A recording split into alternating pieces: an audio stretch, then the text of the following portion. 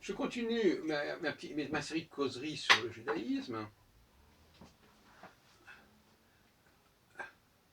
J'écoutais ce matin une émission, je crois que sur France Culture, à propos d'Émile Durkheim, qui est un sociologue juif important, et qui était de gauche.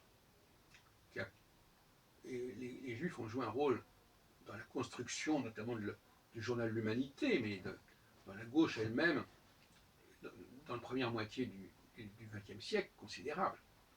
Je ne reviendrai pas sur le nombre de juifs qui ont laissé leur nom à ce niveau-là. Mais le journal, d'après ce que dit Birnbaum, qui était interviewé, c'est un journal qui a été voulu par les juifs, le journal L'Humanité.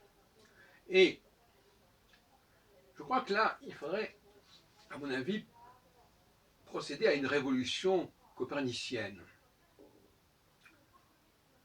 Le judaïsme de gauche est fondé sur un malentendu théologique d'ailleurs. En fait, c'est embêtant parce qu'on ne comprend pas l'antisémitisme face à un judaïsme de gauche. On ne comprend pas un anti-judaïsme chrétien face à des juifs de gauche. Ce qui montre que finalement, le judaïsme est fondamentalement de droite. Et c'est de cela que je vais traiter à présent.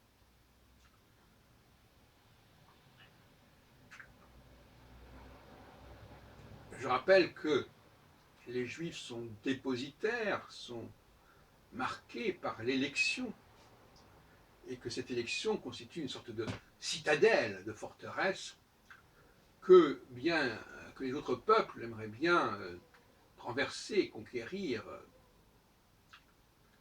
subvertir, assiéger en tout cas. Et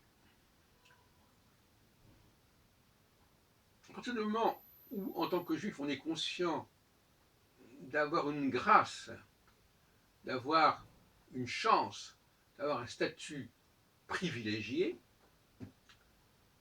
on comprend bien que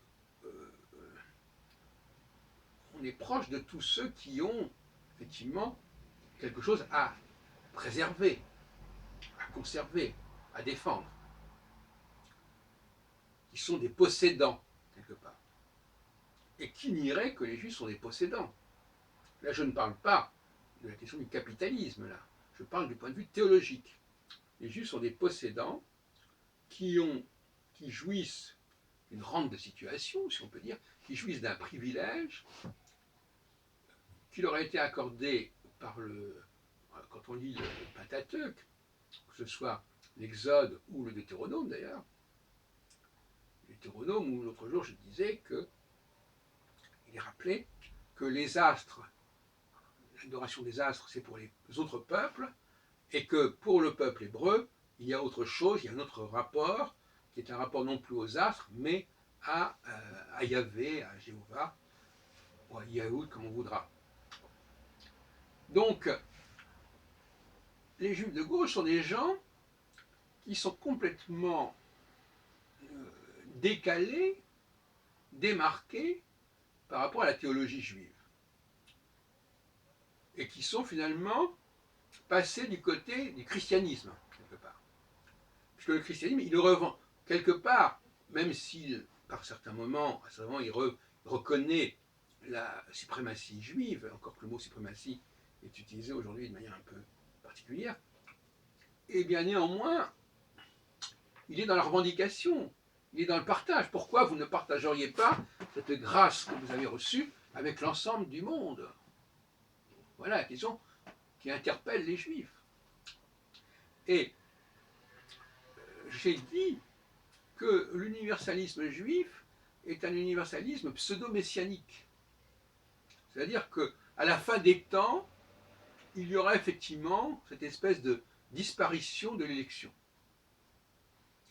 Et certains ont tendance à vouloir annoncer la fin des temps pour annoncer précisément la fin du privilège juif. C'est pour ça que toutes les notions de fin des temps sont toujours suspectes parce qu'elles cherchent toujours à mettre fin à une domination. C'est comme la prophétie des papes.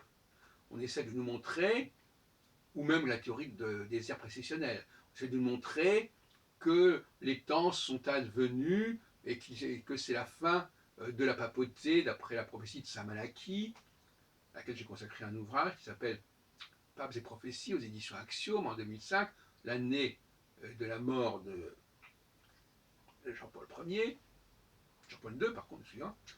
Et donc, nous avons là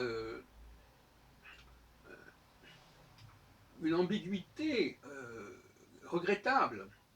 Moi, je suis pour refonder le judaïsme sur cette prise de conscience, sur cette conscience que les Juifs défendent leur appartenance, leur lien, leur allégeance à Yahvé, et qu'ils sont les seuls à pouvoir le faire. Ce sont eux qui sont les intermédiaires entre l'humanité et Yahvé. Et donc, effectivement, ils sont à droite. Tout comme, par exemple, la France aussi est censée être à droite. Parce que la langue française est une langue privilégiée également, une langue dominante, notamment par rapport qui a largement marqué et à laquelle l'anglais est redevable considérablement. Et là encore, il y a une volonté de déni, de ne pas rendre à César ce qui est à César. Donc finalement, cette expression de rendre à César ce qui est à César, ce qu'on trouve dans l'Évangile. C'est Jésus qui l'utilise, enfin le met dans la bouche de Jésus. Mais Jésus disait clairement, dans Matthieu notamment, qu'il est venu pour rassembler les brebis d'Israël et non pas pour accepter les non-juifs. J'ai entendu hier sur Radio Notre-Dame ou je ne sais pas quoi, un exposé assez compliqué et alambiqué là-dessus, mais qu'on le veuille ou non, c'est une expression quand même qui veut dire ce qu'elle veut dire. Qu'après on ait changé cela, c'est tout un programme, justement. C'est la volonté de remettre en question, de nier cela au nom d'une fin des temps. Au nom, les temps sont advenus, on n'en est plus là. Yahvé et Elohim, c'est la même chose. Le cosmos et Dieu, c'est la même chose. Et Yahvé, c'est la même chose, alors que c'est deux choses différentes. Mais il faut reconnaître que dans le schéma Israël, il y a cette volonté de pseudo-messianique d'unifier le mot Echad, d'unifier, Adonai Echad, ça veut dire, en réalité c'est un pluriel. Mes seigneurs ne font qu'un. Quand on maîtrise le mot Adonai qui est un pluriel, mes seigneurs, pour remplacer, pour ne pas prononcer le nom d'Yahvé, qui à mon avis est très grave. C'est très grave. Parce que c'est une façon de nier le rôle de Yahvé en disant que finalement Yahvé est, il se dissout dans Elohim et ça fait le Echad. Donc finalement, je suis pour un débat théologique au sein du monde juif et une prise de conscience. Je crois que c'est essentiel. Tout à l'heure, je faisais allusion à l'antisémitisme. Qu'on comprenne au moins les raisons, les racines de l'antisémitisme, de l'antijudaïsme. Or, aujourd'hui, les juifs tels que je les entends ne sont pas en position de comprendre cet antijudaïsme parce que ils nous disent que Dieu, il y a un Dieu, voilà, pour tout le monde.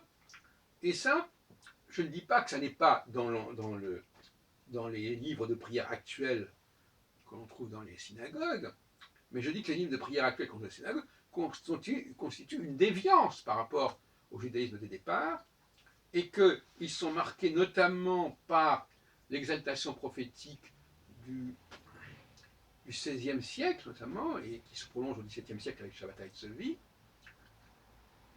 et qui là encore a envahi les livres de prière.